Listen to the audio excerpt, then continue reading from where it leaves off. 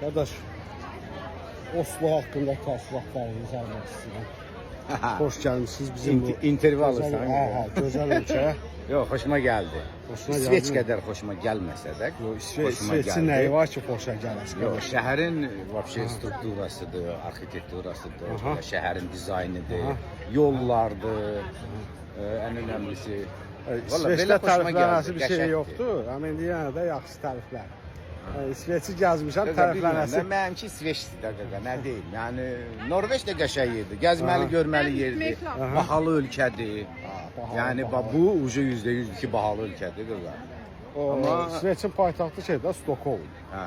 Qardaş, bir köprülü yer deyil. Getmək istəyən varsa get. Həqiqətən bir köprülü yer deyil. Yəni mən olmuşam qardaş, yəni xoşuma gəldi. Oslo kimi gözəl deyil. Yəni Oslo sənin sağlamlığın. İndi hamı hara geyir düşür, harda məskunlaşır, ora xoşuna gəlir də. İndi bu bezsporlu söhbətdir. Xoş günlərə gələk inşallah. Amma əsas odur ki, gəldik, görüşdük, gün keçirdik, xoş oldu. Çox təşəkkürlər bura. Allah canını sağ eləsin. Allah yaxşı qardaşlardan əksik eləməsin. Amin inşallah, amin.